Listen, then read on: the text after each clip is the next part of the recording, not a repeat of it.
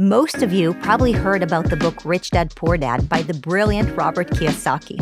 But have you had a chance to hear from Kim Kiyosaki yet? Kim is the author of Rich Woman and It's Rising Time. She and I never accepted the fallacy of the glass ceiling, so here we are. We had a conversation about financial self-reliance and the importance of investing and understanding money. We also talked about the economic downturn. I hope you'll enjoy this episode of Real Talk.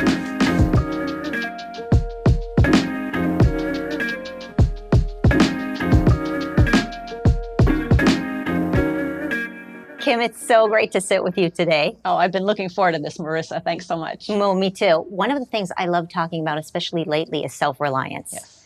And you have been talking about self-reliance when it comes to money for years now. Yes, I have. So how would you say self-reliance and money go together? Why are you so passionate about that? I would say this. If people took personal responsibility for their financial lives, we would have so many problems disappear. Because what are people being taught today? They're being taught, sorry, I can't take care of myself. Well, here's a stimulus check. Oh, here's entitlement checks for you. Here's unemployment checks. And, oh, by the way, the rich, they're the ones that are causing all these social problems.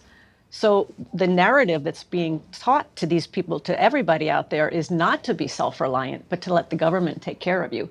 And I've been a stickler, just like you, Marissa, I've been a stickler for teaching people to take care of themselves financially.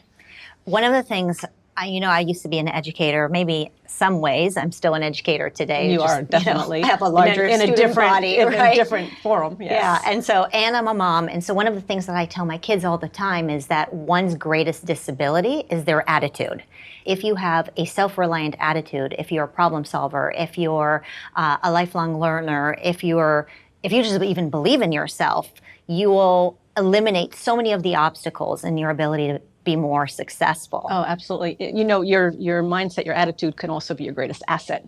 And I spend a lot of time personally, on this because this can get in my way. This can sabotage what I want to have happen. So I spend a lot of time being aware of what is going on here so that I have a mindset that is a problem-solving mindset.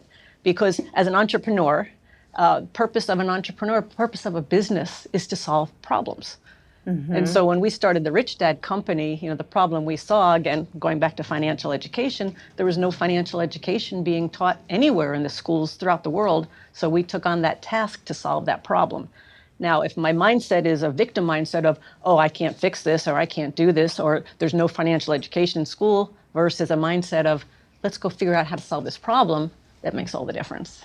How did you develop this mindset? How do you become the way you are? It took time. You know what? When I was 18 years old, my sister sent me, what is his name? Wayne Dyer's book. It was called Your Erroneous Zones. And it talked about your mind and how you allow things to happen and not being a victim, but being in control of yourself. And I read that when I was 18 and I was hooked. And so I started reading, personal development, self-development books, things like that. And I just knew the power of my mind and my attitude. I had parents that were very positive. My mom was a very positive person. So I had that environment growing up. But it does take training. Mm-hmm. I have to train my mind to keep that attitude that's going to be the most beneficial to me.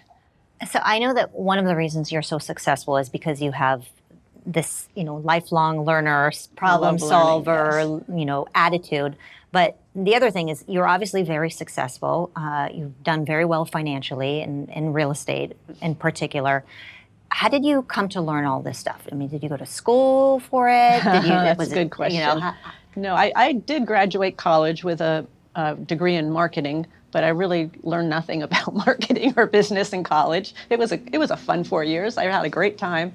But I knew nothing really about business other than a few little things. I knew I wanted my own business. Matter of fact, my first job out of college was at an advertising agency in Honolulu. And after 9 months, my boss fired me. And I'm like, why did you do that? And I was really upset. So the company actually hired me back. And then this time it was 6 months and I got fired again. And I'm like, I was so upset and I was yelling at everybody. I was mad at everybody. And finally I looked and I look in the mirror and I'm like, there's a common denominator here and it's me. And I realized that getting fired was like the best thing that could have happened to me, because number one, I hate being told what to do. I think you can relate. I think you can relate. Me? Yes, No. yes, yes. And I hate being told what to do. And I always wanted my own business, but I didn't know how to get started. And that's when I met Robert. And he said, what do you want to do with your life? And I said, well, I want my own business.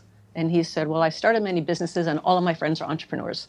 So I started with 3 months later, I had a small little business. I just learned hands-on. I made a lot of mistakes, a ton of mistakes. I think that's one of the keys to success is you got to make a lot of mistakes. People come out of school scared to death of making a mistake, scared to death, because we're punished if we make a mistake. We get an F or we get ridiculed.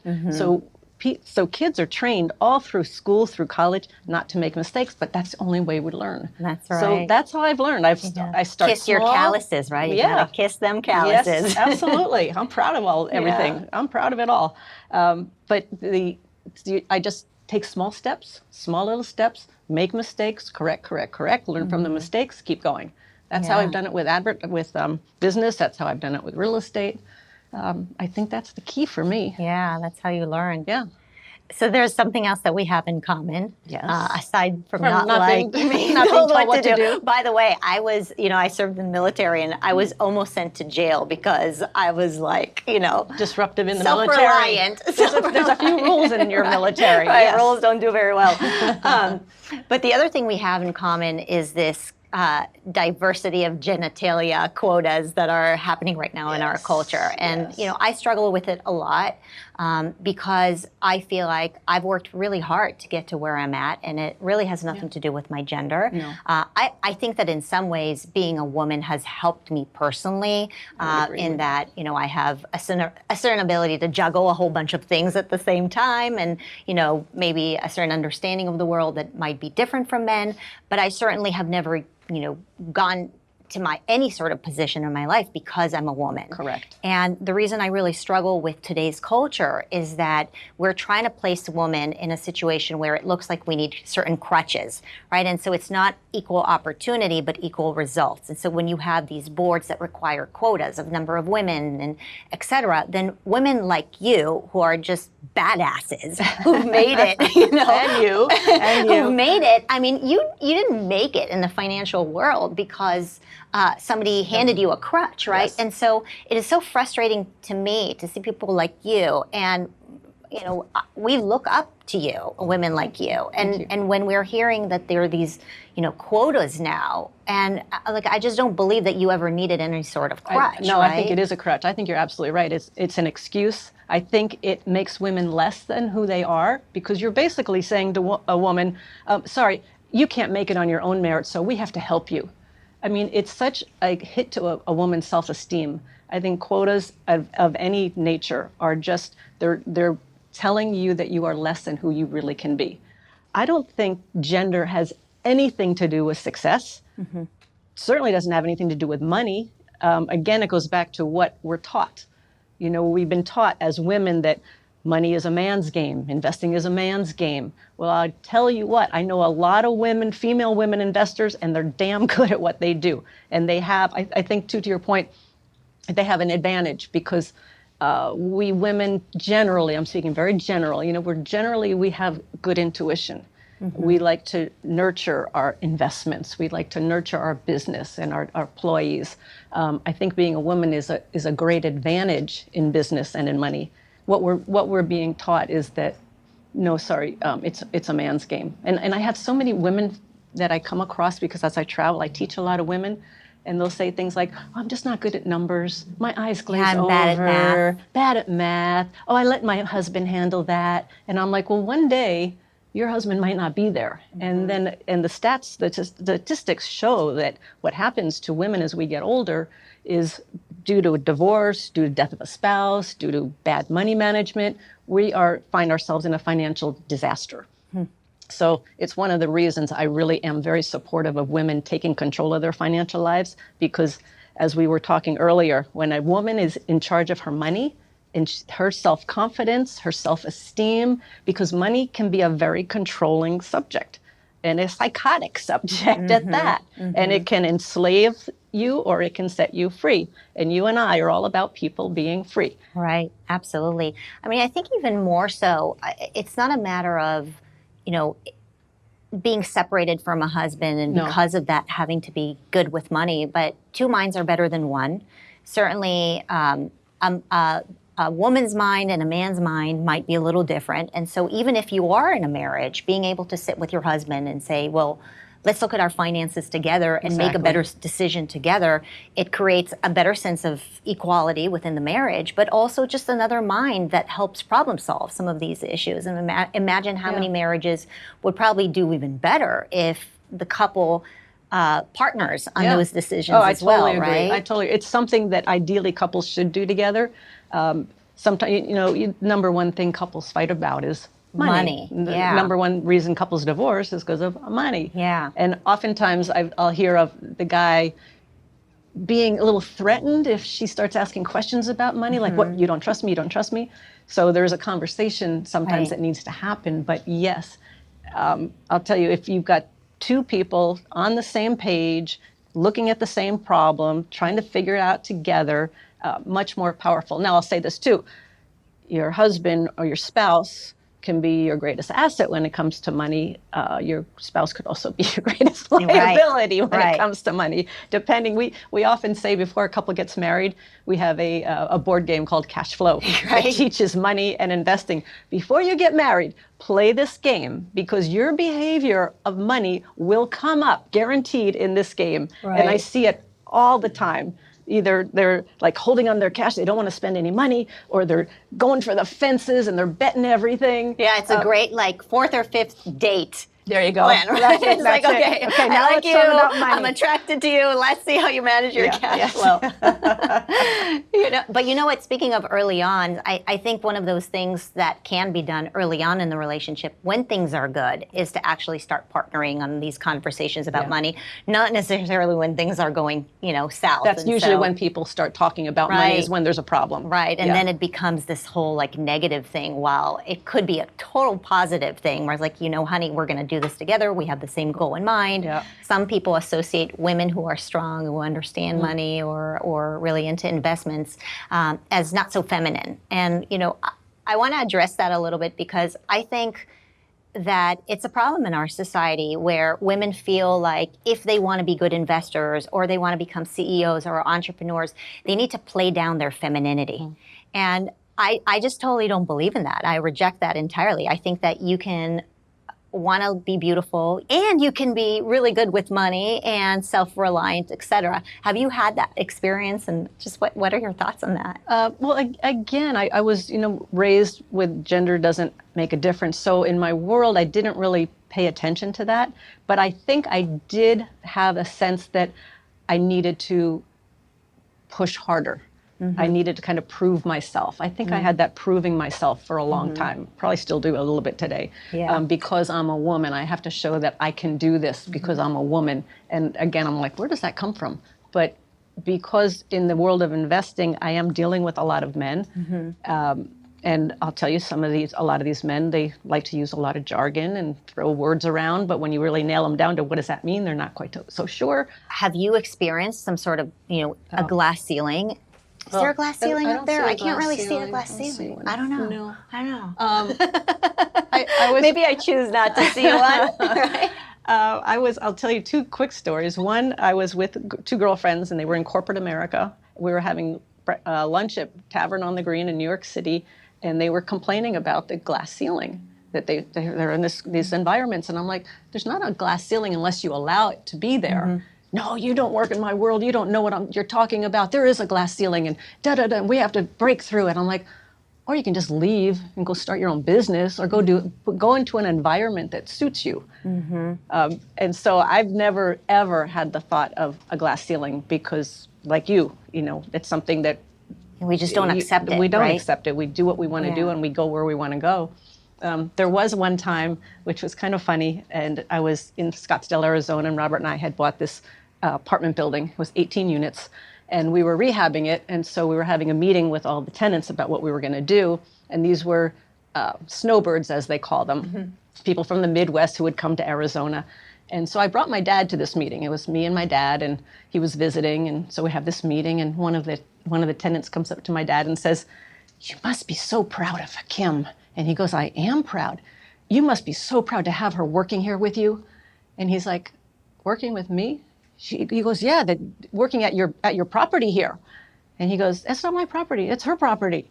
But that all that was like, she can't own this property. She's a woman and she's young, and you fit the mold. I didn't fit the mold. And I think that's something you and I like about ourselves. We don't fit a mold. Yeah. And if anything, we want to break a mold. Yeah. I mean, I think that, my experience, especially in America, is that much of the mold is created through attitudes. Yeah. And so attitudes are actually more in our control, and we have the ability to break them. It's not that there are actual laws against them. It's mostly education and frame of mind. And so you can look, but anybody can have a bad attitude about something. You can come from low income. You can have the wrong last name. You can have the wrong skin color. But look, all of those things are just the wrong whatever. Mm-hmm. If you allow for that to be the case. Yes. But if you don't fall into that narrative and you say to yourself, you know what, any obstacle I have is a reason for me to build more calluses and actually be even more successful. And if you look at the world in those terms, where any obstacle is an opportunity to just, conquer and do better and accomplish, then America really is the land of opportunity and nothing can stop you. Yes.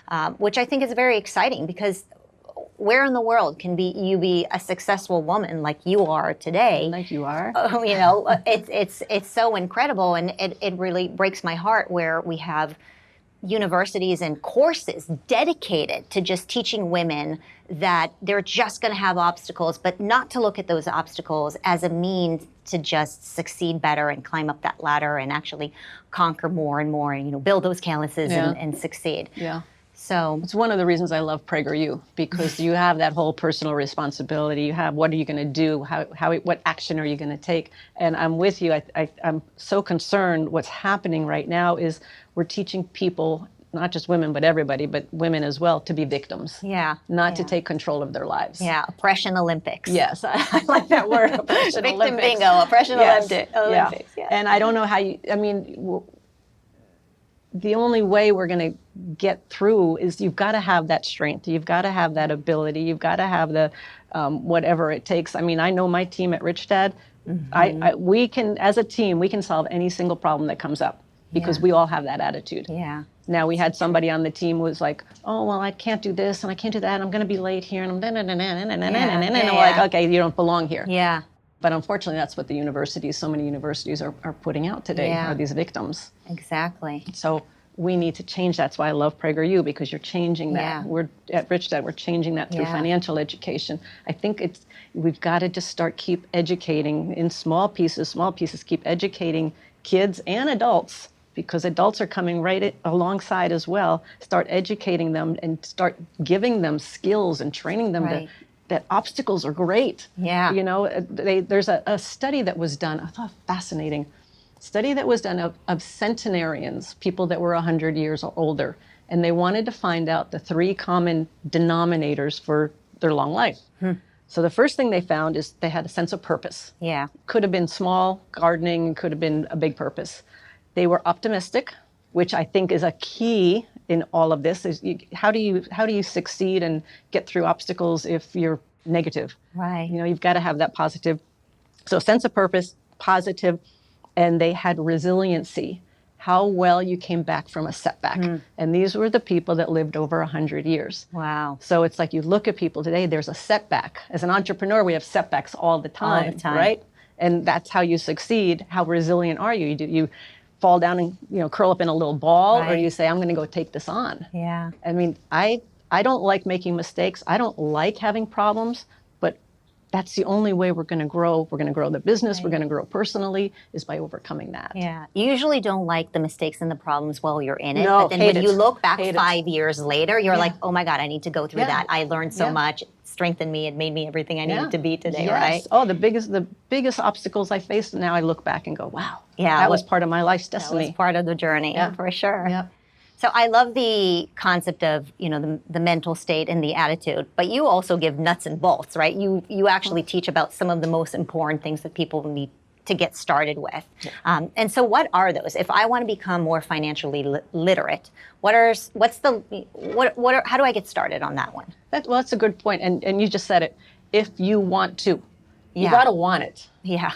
People just are expected to be given stuff. No, if you want to take control of your financial life, you got to get invested in it. Mm-hmm. If you want to start a business, you've got to get invested. You got to want it. Yeah. Yes, like any problem solving, yes, right? Yes, you need to. So first is making that commitment that you're going to do this, because becoming financially secure, if you're not today, it's going to take some work. It's going to take some time. Just like anything that breeds success, it takes time, it takes effort, it takes action. Sure. So the first thing, step number one I would do, and this is what I did, is I would learn the language of money.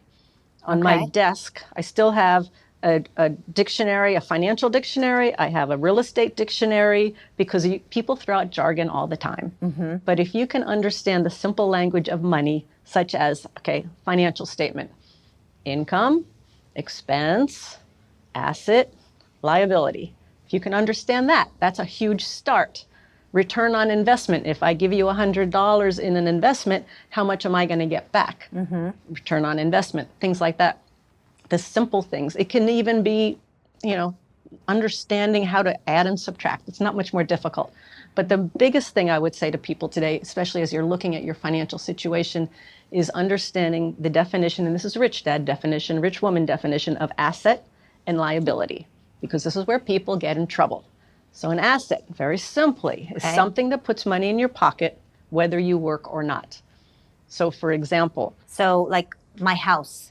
Okay. My house is not an asset. Your house is not an asset. People will say, yes, it is, because that's what the banks tell me. But I own it. It's my asset. It's your asset, and that's what the financial advisors tell you. But if you look at it, something that puts money in your pocket, whether you work or not. So you still, even if you have no mortgage, you still have insurance, you still have taxes, you still have maintenance and upkeep. So that takes money out of your pocket. Now, if you take that same house and you rent it out, and you collect the rent, and off of the rent, you pay your mortgage and you pay your expenses. And if you've done a good job, you have a positive cash flow, then that's an asset. Okay. So you buy a share of stock, and you buy it at $20, and then you sell it at $50. That share of stock just became an asset when you sold it. So that's an asset. A liability is something that takes money out of your pocket. Our personal residence, our cars, credit cards, all of those things take money out of your pocket. Here's the problem.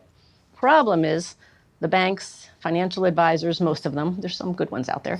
There's some, a few. They will tell you that your house is an asset. Your jewelry is an asset. Your furniture is an asset. So you have this fake net worth based on things that people think are assets, but they're actually liabilities. So people are calling their liabilities assets, thinking they have a lot more than they do. I would imagine then, based on this terminology, probably most Americans do not own any assets, right? Most do not, correct. Yeah. Now, if I take this watch and I sell it, then that could be an asset at the time I sell it. But right now, I'm not going to sell this watch, so it's a doodad. Yeah. We call that a doodad. Yeah, well, I try to convince my husband when he buys me jewelry that it's an asset. Yeah, but, there you go. No, not after this show. Although somebody did tell me that gold jewelry could be an asset, because it's just another way to store gold.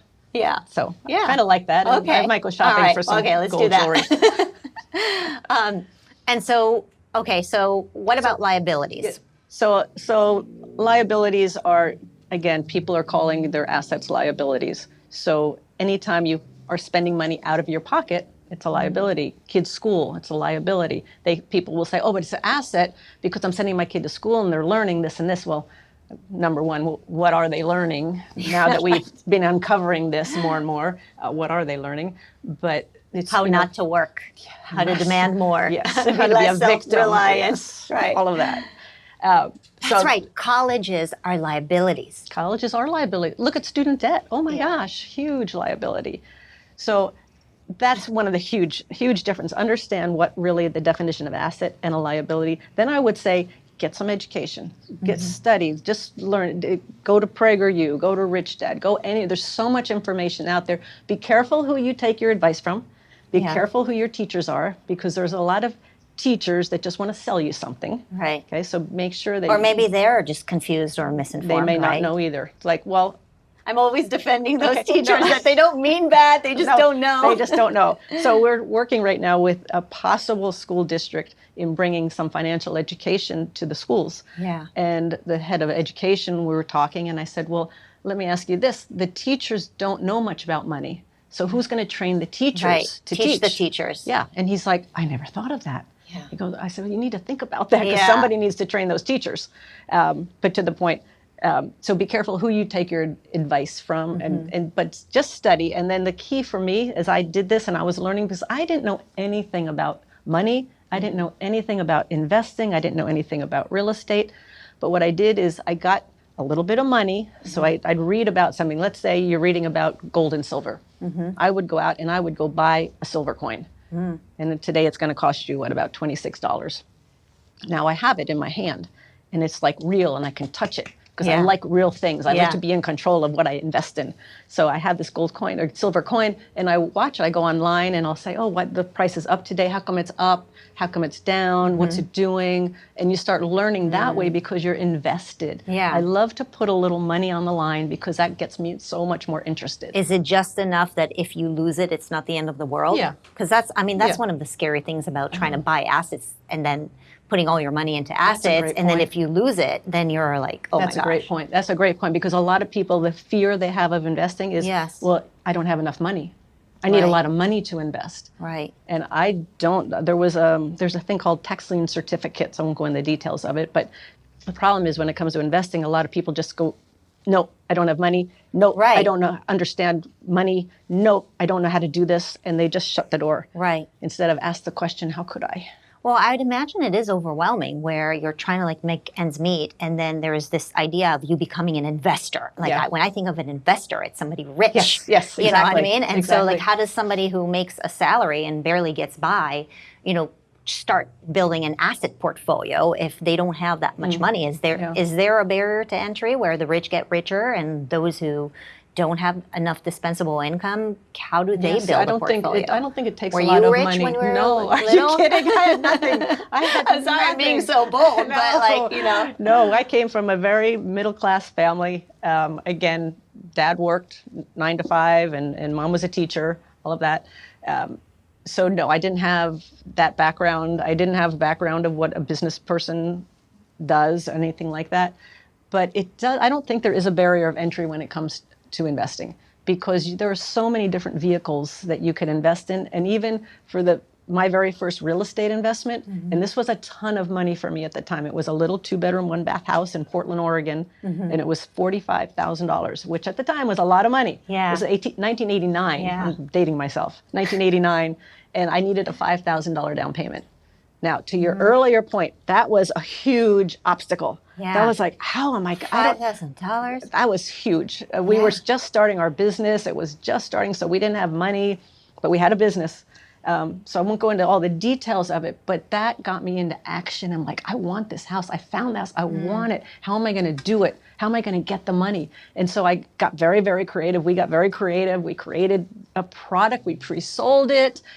We did all sorts of different things to get that $5,000. So the key for me, Marissa, is that not having the money was the best thing because for the first probably 5-6 deals I did, real estate deals, I didn't have the money. I had to get very creative and figure out how we're going to do it. Yeah. And that's what's missing when you talk about the obstacles and solving problems. That's what's missing today so I love to tell people, go find that investment, see what it is that you want, feel it, touch it. Yeah. Because once it becomes real, otherwise it's just theory. Yeah. Once it becomes real, then you start figuring out how you're going to do it, how you're going to get it. Yeah, and then you build an understanding of it too, of what to expect and what it should look like. Yeah. And one other point I wanted to make too about the mindset is I also had to stop being around people who were telling me I couldn't do it. Yeah. That was really important. But it's like an onslaught these days everywhere. I know. And I have to I shut off the news. I never watch the news, never, except real news,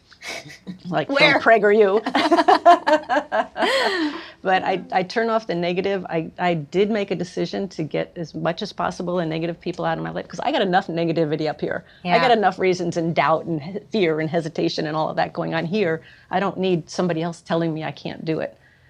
So that I saw that coming up when I was early in the investing world. People are saying, well, how come you think you can do that? Just exactly because that's their fear. Their fear was they can't do it. Right. They don't know how to do it. So you. they were projecting it on me. Yeah. So I know you're really big into real estate, but do you have any thoughts of other investments? Like, I don't know, Bitcoin or stocks, or are you just not into it because real estate is your world? Or do you think that any sort of other investments are good for other people? No, absolutely. There's four main asset classes. There's business, either your own business or businesses that you invest in. So I do both of that. Have, of course, the Rich Dad Company, and I invest in other people's businesses. But I invest in people's businesses who I know and who I can pick up the phone and make a phone call to. So I have a sense of control. Yeah. I guess confidence in the person who's building the business. Yeah, that's right? actually who I'm investing. People invest in people, That's right? who I'm investing in, not so much their product or service. So there's business, there's real estate, then there's paper assets, stocks, bonds, mutual funds, and then there's commodities, gold, silver, oil, coffee. Bitcoin, I guess, would be a commodity. Yeah. So early on too, and this is what I say as you're getting started, you want to look at all four categories, all four classes of assets, because there's one that will speak to you more than the other. For me, I again go back to, and you're going to like this too, Marissa, I like things that I am in control of. Me? Like to be in control. So I have control over my business. We're going to think I'm a control freak after this. No. I am a control freak. That's another thing I work on, letting go of control. Yes. But I do like to invest in things that I can control. So I can control the income and expenses of my business. I cannot control the income and expenses of a Microsoft or an Apple. So I can't control basically stocks listed in the stock exchange unless I know personally the owner. We actually just did invest with a company that just took their company public, but I can pick up the phone and I can call the owner and say, how's it going? What are you doing? But I like control. So businesses, I can control. Real estate, I can control. Those are the primary ones. Again, oil and gas, we have some oil and gas, but again, I can pick up the phone and call the person. So I like to invest in tangible assets, things I can touch and feel and control. You've got to find the one that really speaks to you, that you feel comfortable with. It could be the stock market. You could, maybe that's where the lights go on for you. It could be there. It could be in commodities. It could be in business. But for me, when I did that first little 2-bedroom, 1-bath house deal, and I could touch it and feel it, and I could fix things, and I made a lot of mistakes too on that first little property. But I learned. What? You tried to fix something yourself, or something? Robert tried that once. We had to bring in the whole plumbing company after that. One time the tenant moved out. The first time the tenant moved out, so I'm like, the tenant moved out. We can raise the rents. So I raised the rents. Well, the place sat empty for 3 months because I raised them too high and they weren't competitive to the market. So I learned that lesson. Okay, but I guess when it comes to what it is you want to learn or what it is you want to take on, it's the doing. You've got to get out there and do it, because that's the only way you're not going to build that instinct when you that's where you make mistakes and you go, okay, there's the mistake. Now I see that. Now I take that, and that builds on the learning for the next phase of the investment. But you got to get out. You got to get started. If anybody wants to get into the game of money, you got to get started. Which everybody should, right? Everybody should be self-reliant when it comes to money. And whatever, there are all these different ways of doing it. There's Warren Buffett said there's many ways to get to financial heaven. Okay? You got to find the one that fits you best. Right. I have a friend, she's an accountant. She's a CPA. She loves the stock market. She loves option trading, not just putting money in the stock market, but trading options. And she's there every day in front of that computer screen. And it drives me nuts. My sister's like that. I can't do it. I tried it. I did try it. I took courses. I actually did trading, and I found out again that wasn't for me. Yeah. So again, you got to find the thing that speaks to you. Yeah, absolutely. Well, we talked a little bit about current events. Yes. But I think all of us are wondering right now when we're speaking with financial gurus Yeah. that, the world and America is taking a financial downturn. Yeah, I mean, big time. I think somebody has already said that it's a recession or maybe It's changed definitely the bar on that one. They changed the definition. They changed. Nonetheless. We've been in a recession since January. I will go on the record with that. Yeah. Yeah. I mean, I think we're all seeing it, right? Yeah. And so, are there opportunities during a downturn? Is there a way to, turn this lemon into lemonade for those of us who are seeking the opportunity to just, not necessarily dive with the downturn? Yeah. No, there's going to be a lot of opportunities. I think right now, if you haven't gotten the financial education or you're not prepared, now's the time to start getting educated. Now's the time to start learning, start really paying attention to what's going on. Come to PragerU, really understand, not just turn on CNBC and CBS because you're not going to get the real news. But get some, be prepared because when the downturn comes, it's like going to Saks when they have a sale. Okay, Saks has a sale. Yeah. You want to go buy because everything's cheap. Yeah. I think that's what's going to happen, especially in real estate. I think there's going to be a huge opportunity. Unfortunately, if you're not prepared and you're on the other side of that equation, you're not going to be in a very good position. Right. So I would look at that. I would also, so I'm not giving advice. I don't give advice. I just tell what I do. And so I don't know what's happening with the currency. It looks like they say, the value of the dollar is going up. Well, they printed so much money, major problem. And with all of the U.S. and global situation, what's happening with the economy, with the demand, the supply chain, all of that happening, inflation happening. So I don't have a lot of trust in the U.S. currency anymore. So gold and silver is another option. So maybe look into gold and silver. Or like buy a land with potatoes and onions and run away. Yes, I'm actually looking at timberland on the East Coast. I am. I'm looking at timberland. I have a place also where I have my own well and garden. Wow. And, just hedging. Hopefully none of this comes to fruition, but you've got to be prepared. Unfortunately, I think too many people are just listening to the news and and thinking everything's going to be okay. I don't think everything's going to be okay. Not for the average person. Yeah. Well, I think now more than ever, this whole concept of self-reliance and every aspect of our lives, financially, when it comes to education, when it comes to our health, when it comes to our security, hopefully this is really waking America up. That's what excites me the most. Yeah. Is that I think now it's gone so far the other way that people are waking up. People are starting to draw back the curtain, the veil, and see what really is happening. That's my optimistic self says we're going to now stand up more and more and more. As Dennis does and as we all do, we're going to stand up more and more and say no more to this. Exactly. I think that's going to be, I think that's my that would be such a powerful thing. All right, I have a surprise for you. So speaking of you and self, I have 4 cards. Uh-oh. It's a test. It's a test. So which one are you? I must always be right. This is good. I must always be comfortable. I must always be liked. Okay. I must always win. Well, let's see. Let's see. And why? Okay. I must always win. I must always win. Not at all costs. Yeah. But I must always win. Yeah. And Robert's like that too, Robert's right? very much like that. Very, very competitive. I love to win at everything. I love to win at card games. I love to win at, that's why we created the cash flow game because I love games. Yeah, so that's it's like want to win. The must be comfortable. I think that's what is happening too much today. I have a fitness trainer and he says, Kim, he goes, as I'm lifting this weight and I'm like, this is really heavy. He's like, Kim, you've got to get comfortable with being uncomfortable. And I think that's a key that's not happening today. People just want to be comfortable. Don't hurt my feelings. Don't say that. Yeah. Oh, don't you can't. I can't show up on time.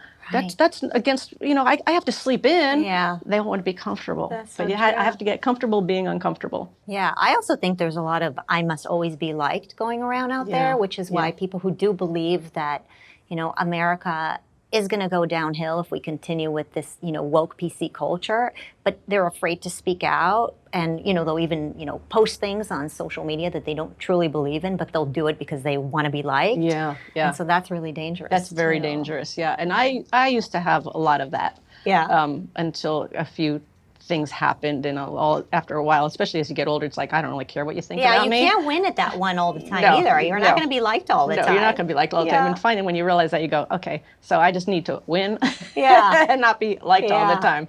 But that's good.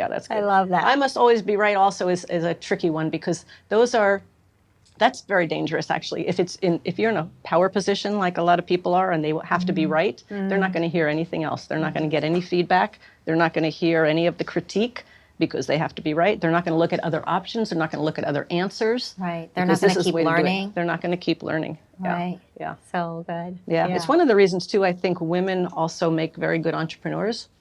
In terms of my team and all, I never think I have an answer.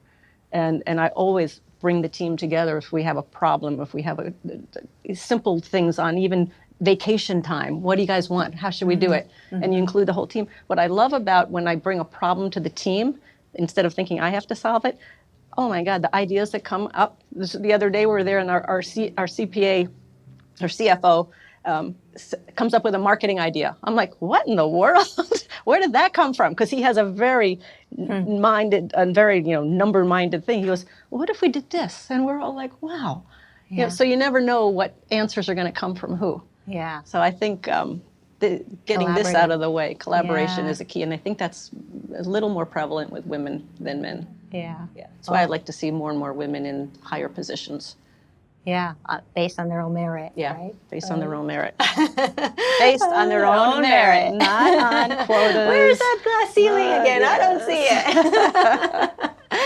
Anyway, it was so great talking to you. Oh, thank you, Marissa. Thanks for teaching me so much. Oh, thank I love you for your the books. work you're doing. I love your lectures. I love everything about you. So thanks so much for coming on. Thank you. Well, and I just want to say this too, is thank you for the work that you're doing, because the thing that scares me the most right now is what's happening to our Constitution, what's happening to our freedoms and liberties, our freedom of speech, our freedom to peaceful protest, censorship that's happening all over, not just the U.S., but the world, but let's just talk about U.S.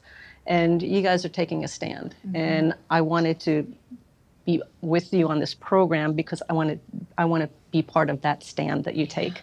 It's very, very important. And as I said earlier, we don't have the luxury anymore to sit back and just let it happen, because it's happened so fast. I don't know what's going to happen tomorrow. It's happened in 18 months. Look at the change. So I just applaud you and Dennis and your team, and really honored to be a part of all of this with you. Thank you, Kim. That really means a lot to me. It really does. Thanks. Thank you.